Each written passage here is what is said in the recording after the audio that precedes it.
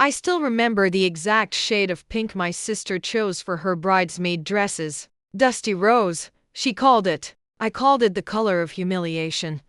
But before we get into that, I need you to do something for me. Drop your city in the comments, let's see how far this story travels. And if you're settling in for this one, hit that like button. You're going to want to remember where you were when you heard this. My name is Camila Torres, and I'm 33 years old. The story I'm about to tell you happened 6 months ago, but honestly, it feels like it's been brewing my entire life. You know how some moments are just inevitable? Like every small choice, every whispered insult, every time you bit your tongue was leading you to one single point in time where everything would finally make sense. This was that moment. Let me take you back to the beginning. Not the beginning of that day, but the real beginning. The one that started when I was 7 years old and my sister Daniela was born. I remember my mother bringing her home from the hospital. This tiny bundle wrapped in yellow because back then they didn't know if babies were boys or girls until they arrived. I remember thinking she looked like a doll. Perfect. Untouchable. And I remember my grandmother, my abuela Rosa, cooing over her and saying, "This one will break hearts. Look at those eyes." Nobody said that about me when I was born. Don't get me wrong. I wasn't an ugly child. I was just ordinary. Brown hair that wouldn't hold a curl. Eyes that were neither green nor brown but something forgettable in between. I was the kind of kid who blended into school photos. The one parents had to squint at to find. Daniela, though. Daniela was the sun. And I learned early that when you're standing next to the sun, you're just a shadow. Growing up in our house in Sacramento, everything revolved around Daniela. Her dance recitals, her pageants, her perfect report cards that went straight onto the fridge while mine went into a drawer. My parents didn't mean to play favorites, at least. I don't think they did. It's just that Daniela made it so easy to love her. She was bright and charming, and she knew exactly what to say to make adults smile. I was the serious one, the quiet one, the one who spent too much time reading and not enough time being, I don't know, sparkly. By the time I was in high school, the pattern was set. Daniela was the pretty one. I was the smart one. And we all know which one gets invited to parties. I threw myself into my studies. What else was I going to do? While Daniela was being crowned homecoming princess, I was taking AP classes and working weekends at the public library. While she was dating the captain of the football team, I was researching colleges that offered full scholarships because I knew my parents couldn't afford to send both of us. I got into UC Berkeley. Full ride. My parents were proud, I think. But 3 weeks later, Daniela got accepted to a performing arts school. And suddenly that was the only thing anyone could talk about. My acceptance letter got buried under a pile of mail on the kitchen counter. That was fine. I told myself it was fine. College was where I found myself. Away from Daniela's shadow, I could breathe. I majored in business and economics, and I was good at it. Really good. I could see patterns in markets that other people missed. I could predict trends. I had this instinct for investments that even my professors noticed.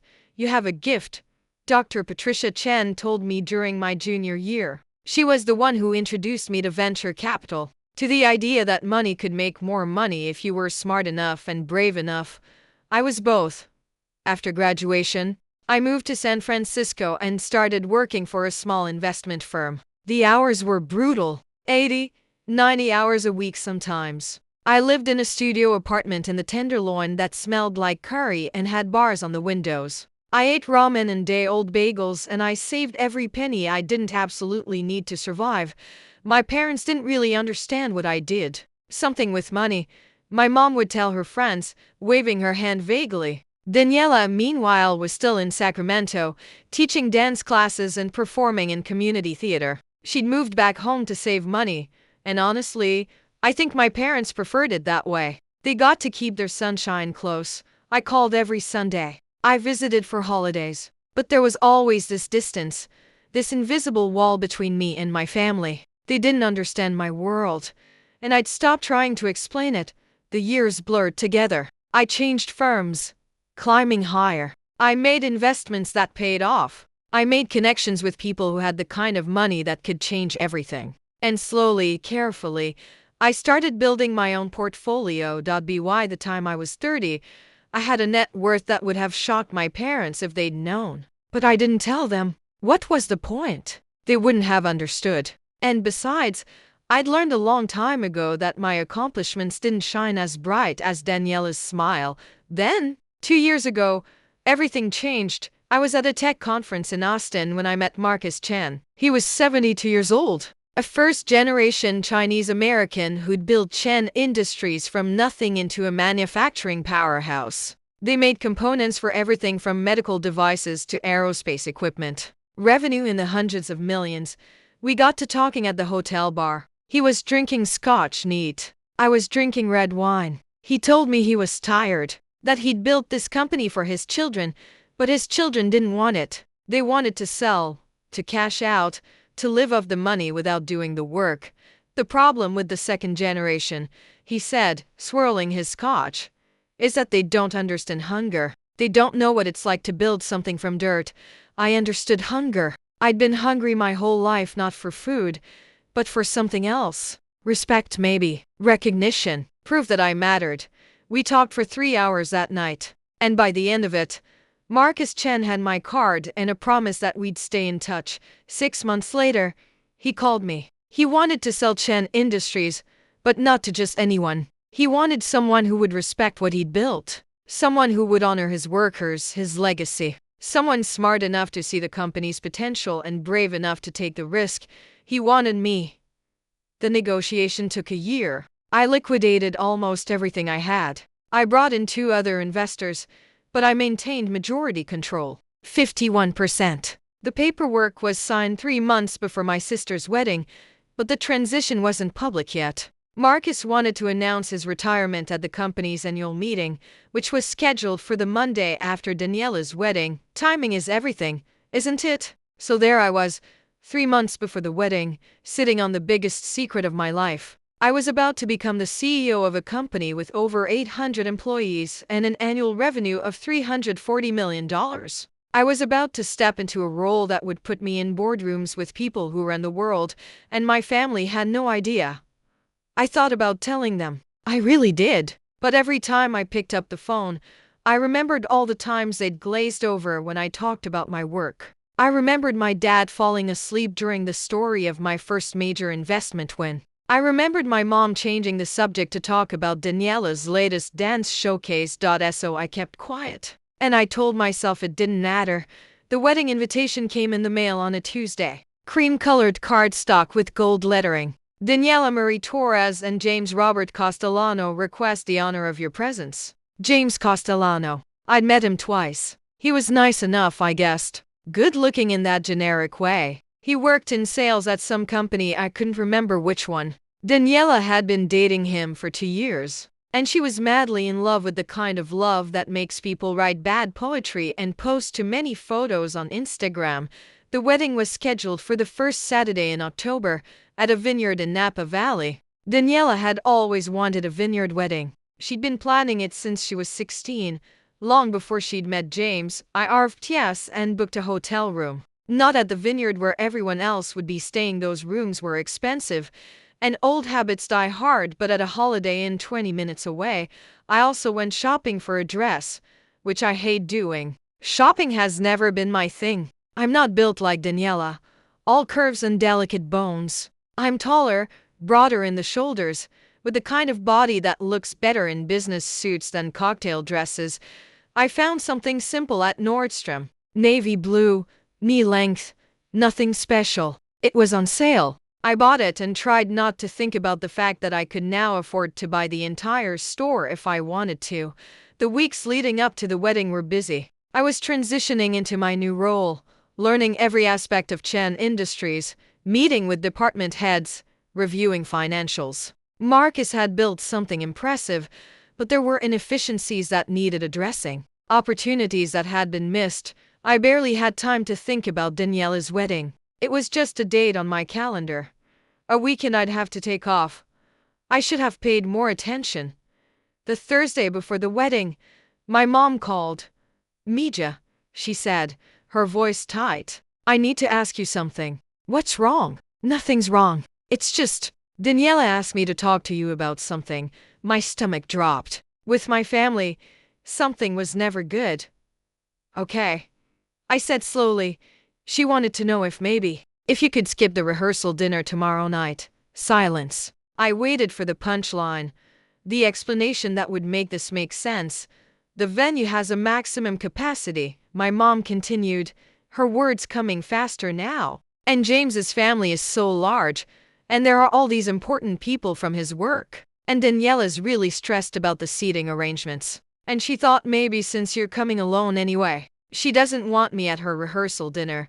It's not that she doesn't want you there, Mija. It's just that space is limited and I'm her sister. I know. And you'll be at the wedding. That's the important part. The rehearsal dinner is really just for the wedding party and close family, and I am close family.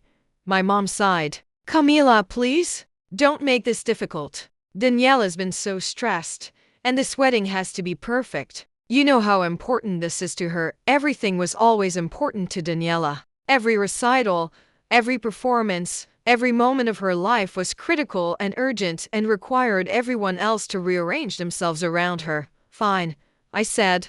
I won't come to the rehearsal dinner. Thank you, Mija. I knew you'd understand. You've always been so reasonable. The word tasted like ash in my mouth. That was Thursday. On Friday, I took a half day at work and drove up to Napa. The October weather was perfect, that golden California autumn that makes everything look like a postcard. The vineyards were heavy with grapes, the hills were amber and green, and the sky was so blue it hurt to look at. I checked into my Holiday Inn and changed into jeans and a sweater. I wasn't going to the rehearsal dinner, but I hadn't eaten since breakfast, so I drove into town and found a small Italian place that looked quiet. I was halfway through my pasta when my phone buzzed. A text from my cousin Lucia. Girl, where are you? Everyone's asking. I stared at the message. Lucia was 5 years younger than me, Daniela's age. We'd never been particularly close, not coming to rehearsal dinner. I typed back, see you tomorrow. 3 dots appeared, disappeared, appeared again. Wait, what? Why not? Asked Daniela. I put my phone on silent and finished my meal. Back at the hotel, I took a long bath and tried to convince myself that I didn't care, that I was used to being the afterthought, the one who didn't quite fit, that tomorrow would be fine. I'd go to the wedding, smile for photos, give Daniela a hug, and drive back to San Francisco on Sunday. But lying there in that lukewarm water, in that generic hotel bathroom that smelled like chlorine and cheap soap, I felt something I hadn't let myself feel in years. I felt small, and I hated it.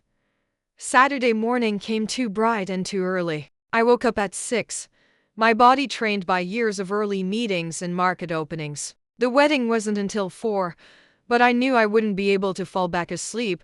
I went for a run through the vineyards, my breath misting in the cool morning air. The repetitive pound of my feet on the dirt road was meditative. Mile after mile, I ran until my lungs burned and my thoughts finally quieted. By the time I got back to the hotel, I'd made peace with it. Or convinced myself I had. I took my time getting ready, showered, did my hair and makeup carefully, not Instagram perfect like Daniela could do, but presentable. I put on the navy dress and looked at myself in the mirror. I looked fine, professional, forgettable. I thought about changing, putting on something brighter, something that would make people notice me. But that wasn't who I was. I'd never been the peacock. I'd always been the shadow. The wedding was at Castello di Amorosa, this ridiculous castle-turned-winery that Daniela had fallen in love with. Of course she had. It was straight out of a fairy tale, all stone towers and Italian architecture, the kind of place where a princess would get married. I arrived at 3:30, early enough to avoid the crowd but late enough that I wouldn't have to make small talk for too long. The parking lot was already filling up with expensive cars. BMWs, Mercedes, a few Teslas. I parked my 5-year-old Honda Civic at the far end and walked toward the castle. The ceremony was being held in the outdoor courtyard. Wide chairs were set up in rows, facing an arch absolutely drowning in roses and peonies. There must have been thousands of dollars worth of flowers. I thought about my own apartment, where I kept one succulent that I regularly forgot to water. Camila, I turned to see my Aunt Rosa waddling toward me, her face already red from the heat. She pulled me into a hug that smelled like perfume and hairspray. "Look at you," she said, holding me at arm's length. "So professional."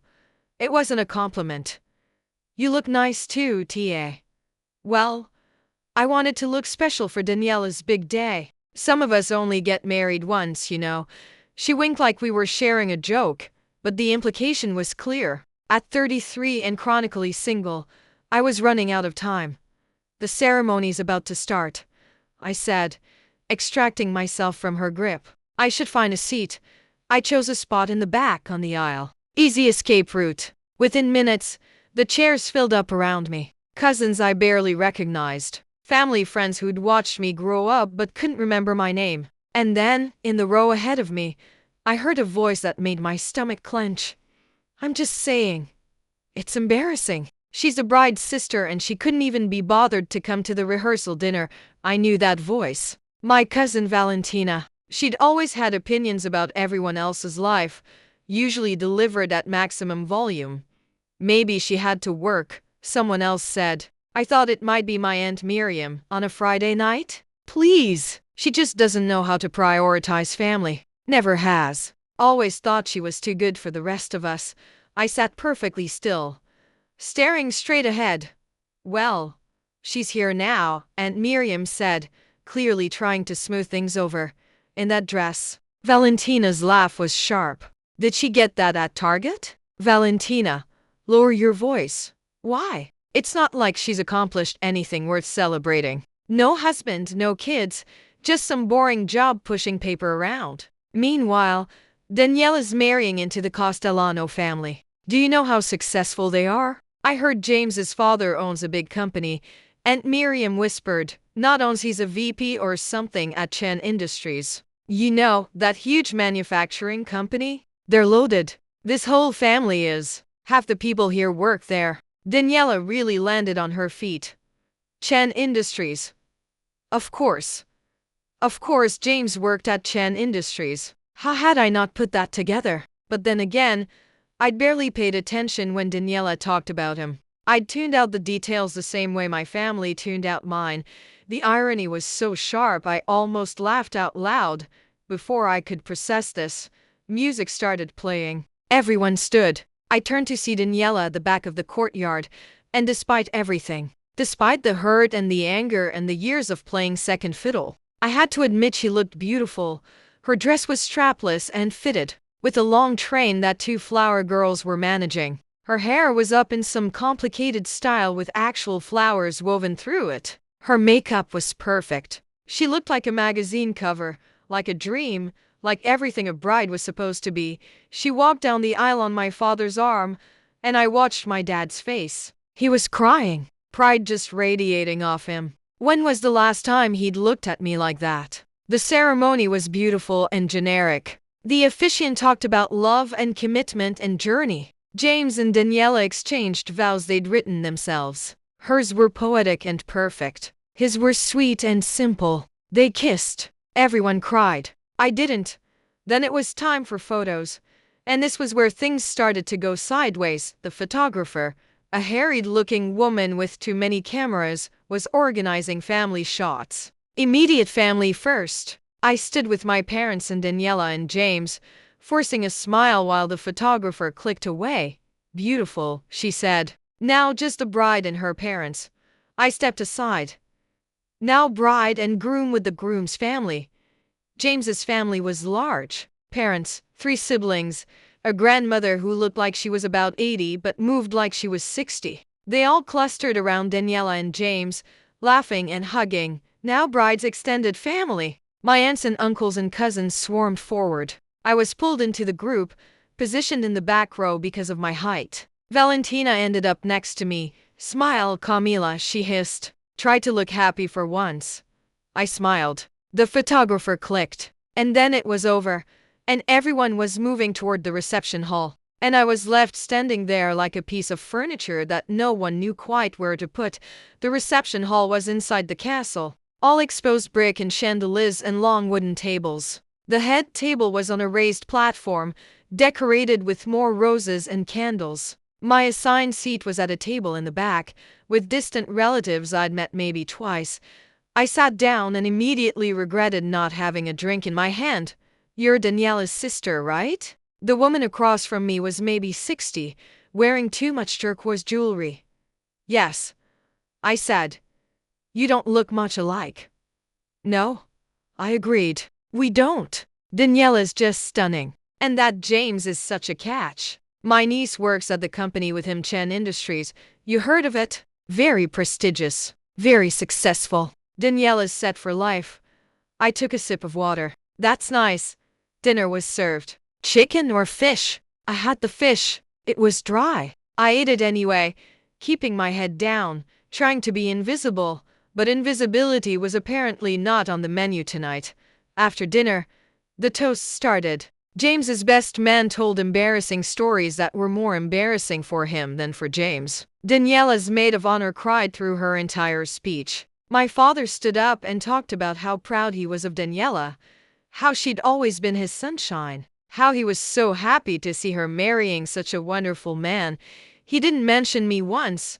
Then James's father stood up. Richard Castellano was a tall man in his 60s, with silver hair and the kind of presence that suggested he was used to being listened to. "I want to thank everyone for being here tonight," he said, his voice carrying easily across the room. When James first told me about Daniela, I thought, here we go again, another girl. But then I met her, and I understood. Daniela is special. She's beautiful, talented, and she comes from a wonderful family.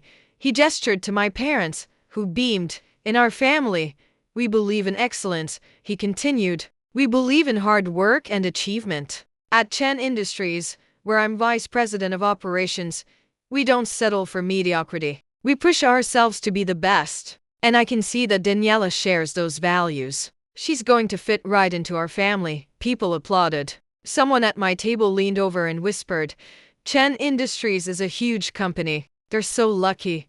So lucky." I repeated, my voice flat. The speech is ended. The dancing started. I stayed in my seat, watching Daniela and James sway to their first dance song. They looked happy. They probably were happy. I should have left then. I should have slipped out quietly and driven back to San Francisco, and chalked the whole day up to another reminder of where I stood in my family's hierarchy. But then Valentina appeared at my table. She'd clearly been drinking. Her face was flushed and her voice was too loud. "Camila, you're still here? I thought you would have left by now to get back to work or whatever it is you do." "I'm here to celebrate my sister," I said evenly. Right. Your sister who you couldn't be bothered to show up for last night." She pulled out a chair and sat down, uninvited. "You know, people noticed. People talked about it. I'm sure they did. It's just so typical of you. Always thinking you're too good for family stuff. Always off in your own world, doing your own thing." She leaned closer, her breath wine sour. "You know what your problem is, Camila. You've never understood what's important. Look at Daniela. She prioritizes relationships. She's marrying into an incredible family. The Castellanos are connected to everyone who matters in this industry. And you're going to end up alone in some sad apartment with a cat." "I don't have a cat," I said. "Not yet. But give it time." Other people were starting to notice our conversation. A few heads turned. My Aunt Rosa was watching from across the room. "You know what I heard? Valentina was on a roll now. I heard you didn't even get Daniela a nice wedding gift. Just some basic thing from her registry. How embarrassing." Meanwhile, the Castellanos gave them a down payment on a house. "A house, Camila. Because that's what successful people do. They take care of their family." "Valentina," someone said, one of her sisters. "Maybe you should, I'm just being honest. Someone needs to tell her. She shows up here in her clearance rag dress, sits in the back like she doesn't even want to be here. Can't even be happy for her own sister." "I am happy for Daniela," I said quietly. "Really? Because you sure don't look it. You look like you're at a funeral." "But I guess that makes sense. This must be hard for you, watching your younger sister get everything you couldn't have. The handsome husband, the successful in-laws, the perfect life." She laughed. "God, that must sting. The table had gone quiet. Everyone was watching now, waiting to see what I would do. And I felt it then. That old familiar feeling. The smallness, the invisibility, the knowledge that no matter what I did or accomplished or became, to these people I would always be just this, Daniela's less than sister. The one who didn't sparkle, but something was different this time, because I knew something they didn't know. I stood up, slowly. I smoothed down my target dress and looked at Valentina with her smudged lipstick and her self-righteous anger. "You're right," I said. "I did get Daniela something basic from her registry. The KitchenAid mixer she wanted. I didn't think she needed anything more from me." "Exactly my point, but I'm glad you brought up Chan Industries," I continued, my voice still quiet but somehow carrying across the now silent table. "Because I've been meaning to mention something about that." Valentina blinked. "What?" "Well, it's funny. You talking about how successful the Castellano family is, how connected they are. Richard being VP of operations. James working in sales. Such an impressive company." "It is impressive," Valentina said defensively. "One of the biggest manufacturers in the state, in the country actually," I corrected. "Annual revenue of about $340 million, with operations in 6 states and over 800 employees. People were really paying attention now. Even the music seemed quieter." "How do you?" Valentina started. "And you're right that Richard Castellano is VP of operations. He reports directly to the COO, Michael Patterson, who's been with the company for 23 years. Excellent safety record under Richard's leadership, though the operational efficiency numbers could be better. We'll be addressing that in the next quarter." "We?" Valentina's face was confused. "James works in sales," I continued. "Midwest territory. Good numbers, not great. Meets his targets but doesn't exceed them. Solid employee. Not outstanding, but reliable." "How do you know this?" someone else asked. I smiled. It probably wasn't a nice smile. "Well, here's the thing about Chen Industries. Marcus Chen, the founder, decided to retire. The transition was finalized 3 months ago, though it hasn't been publicly announced yet. That announcement is happening Monday morning. There'll be a press release, a company-wide meeting. The whole thing." My father had appeared at the edge of the table. My mother was next to him. Daniela and James were making their way over. Daniela's face confused. "I don't understand what you're talking about," Valentina said, but her voice had lost its edge. She sounded uncertain now. "Marcus sold the company," I said. "Not to a corporation. To a person. Someone he trusted to maintain his legacy. Someone he believed understood the value of what he'd built." The crowd around the table was growing. Richard Castellano was there now, his silver eyebrows drawn together. "Young lady," he said, "I don't know where you're getting your information, but he sold it to me." I said simply, "I'm the majority shareholder, 51%. And as of Monday morning, I'm the CEO of Chan Industries." Silence. Complete. Absolute silence. You could have heard a champagne bubble pop. "That's not possible," Richard said, but his voice wavered. "We would have been told. You will be told on Monday." Marcus wanted to wait until after his formal retirement party next week, but the paperwork is done. The board has been informed. The transition is complete. I pulled out my phone, opened an email, and held it up so Richard could see. "Here's the announcement memo. You'll receive it Monday at 9 a.m. Richard's face went from confused to pale to red. He stared at the phone, then at me, then back at the phone. "You," he said. "You're Camila Torres." "I am. The new CEO." "Yes. But you're—" He gestured vaguely at me. "My dress. My place at the back table. You're the sister. The one who—" "The one who what?" I asked pleasantly. "Didn't come to the rehearsal dinner? Who bought a gift from the registry? Who works some boring job pushing paper around?" Valentina made a small sound like a dying animal. Daniela was staring at me, her mouth open. "Camila, is this real?" "It's real, Daniela. Congratulations on your wedding. And congratulations on marrying into a family that works for me." The words hung in the air like smoke.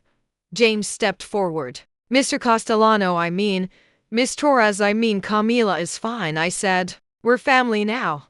After all, I had no idea, James stammered. We had no idea. If we'd known, if you'd known. What? You would have treated me differently? Invited me to the rehearsal dinner? Not mocked my dress? I looked around at all the faces staring at me. My relatives. The Castellano family. The wedding guests who'd been whispering about me all day. That's the problem, isn't it? People think respect is something you give based on what someone has. Money, status, connections. But that's not respect. That's just calculation. Camila, my mother said, her voice pleading. You should have told us. Should I have? Would it have mattered? Or would you have done exactly what you're doing right now, making it about you? About how I should have told you? About how embarrassing this is for you? I shook my head. I didn't tell you because this isn't about you. It's about me. About what I built. What I earned. We're your family, my father said. You're right. You are. And families should support each other. Should be proud of each other. Should maybe not ask one daughter to skip the rehearsal dinner to make room for the other daughters-in-laws. I looked at Daniela. I'm happy for you. I really am. I hope you and James have a beautiful life together. But I'm done making myself small to make other people comfortable. Valentina was crying now. Actual tears. I didn't know. That's the point, Valentina. You didn't know. You assumed. You assumed that because I wasn't flashy, I wasn't successful. That because I didn't advertise my accomplishments, I didn't have any. You judged me based on my dress and my relationship status and the fact that I don't perform my life for an audience. I looked at Richard Castellano, who still looked like he might pass out. Mr. Castellano, you'll keep your job. So will James. So will everyone else from your family who works at Chen Industries. I'm not interested in revenge. I'm interested in running a good company. But I am going to expect excellence. Real excellence. Not just the appearance of it. Of course, Richard said weakly. Absolutely. We're looking forward to working with you. I'm sure you are.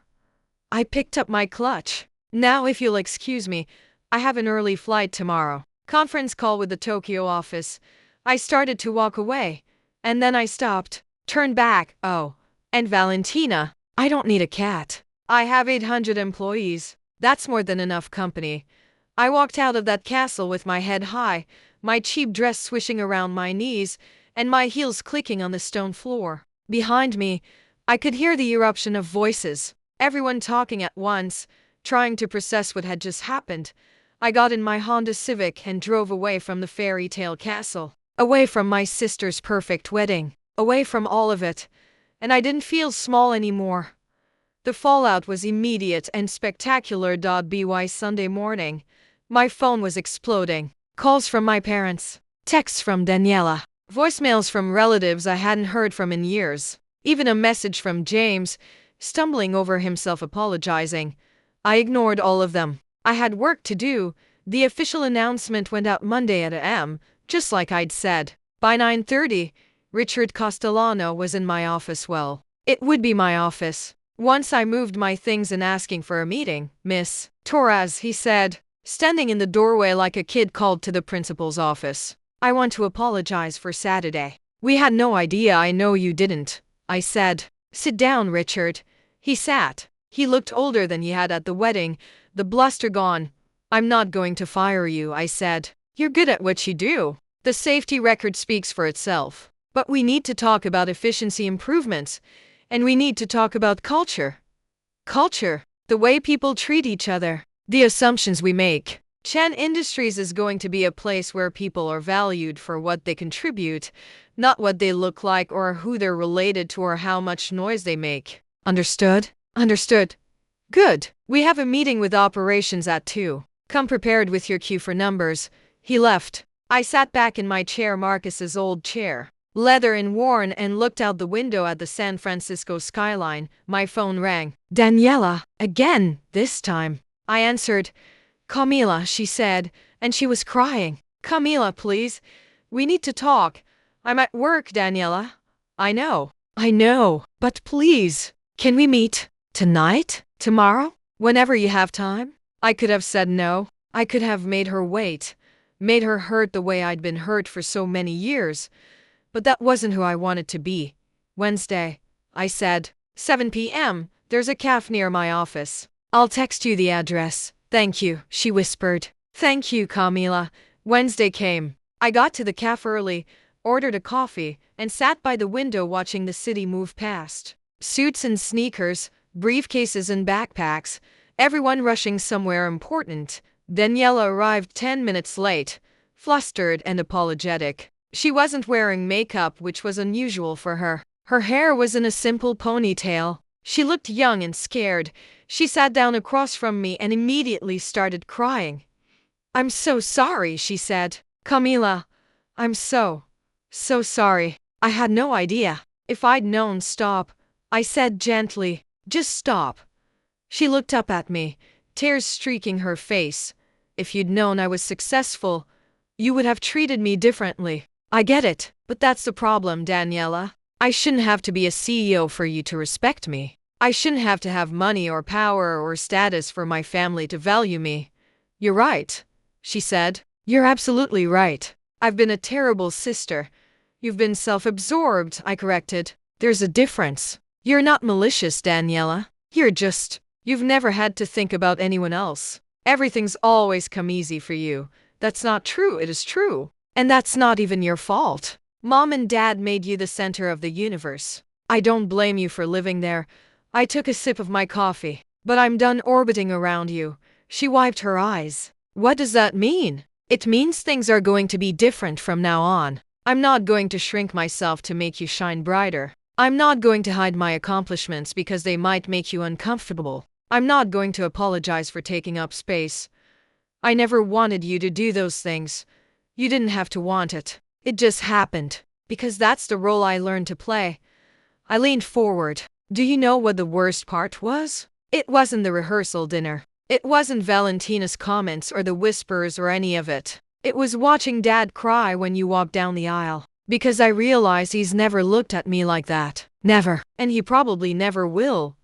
That's not it is true. And I've made my peace with it. I don't need his validation anymore. I don't need anyone's validation. I built something real, Daniela. Something that matters. And I did it without anyone's help or approval.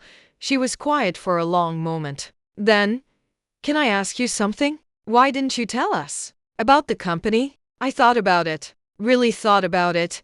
Because I wanted to see if you'd be proud of me anyway. I said finally. Even without knowing. Even when I was just boring Camila in her Target dress. I wanted to see if I mattered to you without having to earn it. You do matter to me.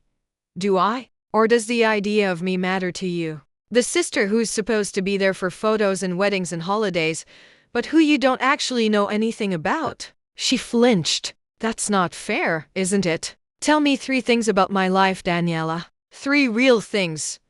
She opened her mouth, closed it, tried again. You work in finance? That's 1. What else? You live in San Francisco, 2. 1 more. She struggled. I watched her struggle, and something in her face broke. I don't know, she whispered. God, Camila, I don't know. And that's horrible. I'm horrible. You're not horrible. You're just young and you've been spoiled and you've never had to think about anyone else's story. I reached across the table and took her hand. But you can start now, if you want. I do want. I really do.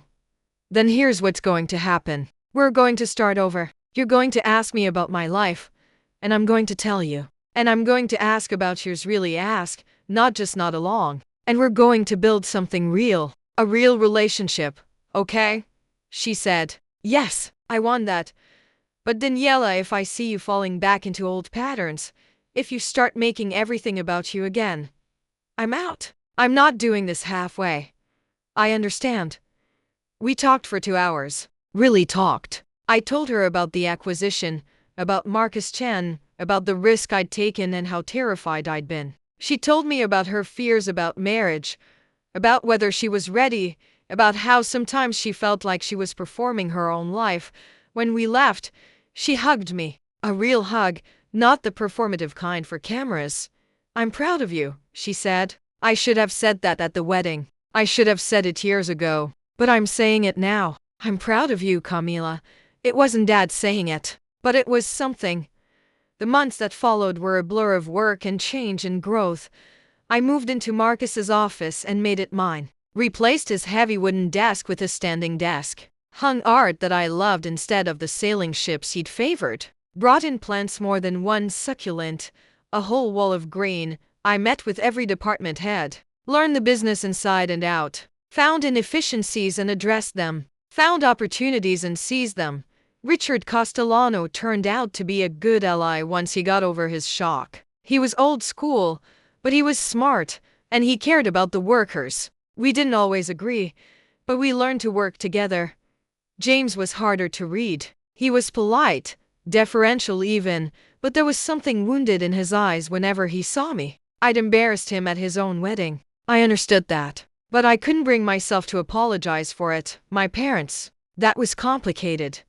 They called, they visited, they tried, but there was this awkwardness now, this awareness of everything they'd missed. My mom would start to talk about Daniela and then stop herself, ask about me instead. It felt forced. Maybe it was forced, but at least she was trying.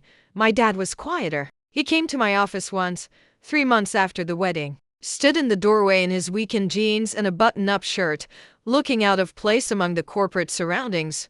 "Can I come in?" he asked. Of course. He sat in the chair across from my desk, the same chair where executives and investors sat. He looked small in it. "Your mother wanted me to come," he said. "She said we needed to talk." Okay. But I wanted to come anyway. He cleared his throat. "I owe you an apology, Mija. I waited.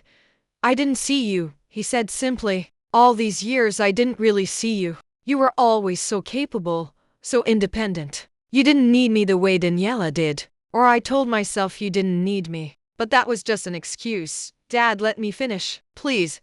He looked down at his hands. "I took you for granted. I thought because you were smart and successful, or I assumed you were doing okay.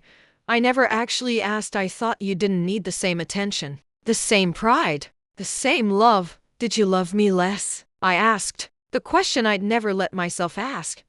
"No," he said, and his voice broke. "No, Mija, never. But I showed it less. And that's the same thing, isn't it? Love that's not shown might as well not exist." We sat in silence. "I saw what you built here," he said, gesturing around the office. "Marcus Chen called me. Did you know that?" "What?" "No, a few weeks ago. He wanted to tell me that he trusted you with his life's work, that you were the smartest person he'd ever met, that I should be proud." He smiled, but it was sad. "And I realized I didn't even know enough about what you did to understand what he was talking about. My own daughter. You can learn," I said quietly. "If you want to." "I want to," he said. "If you let me." It wasn't a fix. It wasn't years of neglect erased by one conversation. But it was a start. 6 months after the wedding, I hosted a company barbecue, 800 employees and their families, at a park in Oakland. Burgers and hot dogs and a bounce house for the kids. Volleyball nets and cornhole and a guy playing acoustic guitar. I worked the crowd, shaking hands, learning names, meeting spouses and children. These were my people now, my responsibility. Richard found me by the dessert table. "Hell of a turnout," he said. "Marcus used to do this every year," I said. I wanted to continue the tradition. He'd be happy about that. Richard grabbed a brownie. "Can I tell you something?" "Sure." "I was wrong about you. At the wedding, before the wedding, all of it. I made assumptions based on, hell, I don't even know what, but I was wrong. You're good at this. Really good. Thank you. And I'm sorry for how my family treated you, for how I treated you. We're good, Richard, are we?" "Yeah," I said. "We are." Across the park, I saw Daniela and James arrive. She'd texted asking if they could come, and I'd said yes. She waved when she saw me, and I waved back. They were trying, both of them. Daniela called me every week now. Real calls, where we actually talked. She asked about work, about my life. She was learning to be a sister instead of a star. James was more awkward about it. But he was professional and respectful, and honestly, that was all I needed. My parents were there too, manning the grill with some of the operations staff. My dad wore an apron that said Grill Master and looked happier than I'd seen him in years. Valentina had sent a card. She didn't come, I hadn't invited her, but the card was heartfelt. An apology and a promise to do better. I'd probably forgive her eventually. Just not today. As the sun started to set, someone tapped a microphone. Marcus Chen had shown up. I'd invited him, of course. He stood by the guitar player and gestured for quiet. "I'm going to keep this short," he said, "because I'm retired and I have a tea time tomorrow morning." People laughed. "But I wanted to say something about your new CEO. When I started looking for someone to take over this company, I interviewed a lot of people. Smart people, successful people, people with fancy degrees and fancier RSMs." He paused, but Camila Torres was different. She didn't just see a company. She saw people. She saw potential. She saw what this place could become, not just what it was. And in the 6 months since she took over, she's proven me right. Revenue's up, morale's up, efficiency's up. But more than that, she's made this place better, kinder, fairer. I felt my face getting hot. So I want to say thank you, Camila, for honoring what I built, and for making it yours. Everyone applauded. I saw my dad wiping his eyes, my mom beaming, Daniela cheering. And I felt it then. Not the smallness, not the invisibility. I felt seen that night, driving home to my apartment, the same apartment I'd had for years. Because I didn't need anything bigger or fancier. I thought about everything that had led to that moment. The years of being overlooked, the sacrifices, the loneliness, the quiet, stubborn determination to prove to myself, if no one else, that I mattered. I thought about that girl at the wedding, sitting in the back in her Target dress, listening to people mock her. She'd been so small, so hurt, but she'd also been powerful in a way no one saw. Because she knew something they didn't. She knew her own worth. I pulled into my parking spot and sat in the car for a moment, looking up at the building. 17 floors of apartments, hundreds of lives happening all at once. I was just one of them. One small life in a big city. But I'd learned something over these years. Something the wedding had crystallized into perfect clarity. You don't need to be the sun to matter. Sometimes the most powerful thing you can do is be yourself, quietly, stubbornly, completely yourself. Build your life brick by brick. Work for what you want. Refuse to shrink. And then, when the moment comes, when people finally see you, really see you, you get to decide what you do with that power. I could have destroyed them. Could have fired Richard and James. Could have cut my family off. Could have used my new position to hurt everyone who'd ever hurt me. But revenge isn't power. Revenge is just pain dressed up in different clothes. Real power is choosing grace, is building something that lasts, is proving that your worth was never dependent on their recognition in the first place. I got out of the car and walked into my building. Tomorrow, I had a board meeting. Next week, a trip to the Tokyo office. The month after that, expansion plans to review. I had work to do, a company to run, a life to live, and I was done apologizing for any of it. 3 years later, text came on a Tuesday morning. "It's a girl. Elena Rose. 7 pounds is 3 ounces. Everyone healthy." I was in the middle of a meeting with the CFO, but I stopped and smiled at my phone. Daniela had just become a mother.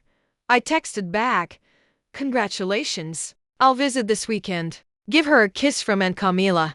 And Camila. I liked the sound of that weekend. I drove to their house in Pleasanton. They'd moved out of my parents' place a year after the wedding, carrying a ridiculous amount of baby gifts. Daniela answered the door looking exhausted and radiant. "You didn't have to bring all this." "Yes, I did. I'm the rich aunt. It's my job to spoil her." Little Elena was perfect. Tiny and pink and sleeping in that boneless way newborns do. I held her carefully, supporting her head, feeling the weight of this new life in my arms. "She's beautiful," I said. "She looks like James." Daniela said. "She looks like herself." We sat together on the couch. Daniela half asleep on my shoulder, Elena in my arms. James brought us tea and then quietly disappeared, giving us space.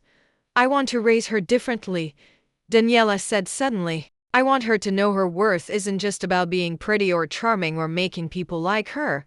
She'll have a good teacher, I said. Will you help?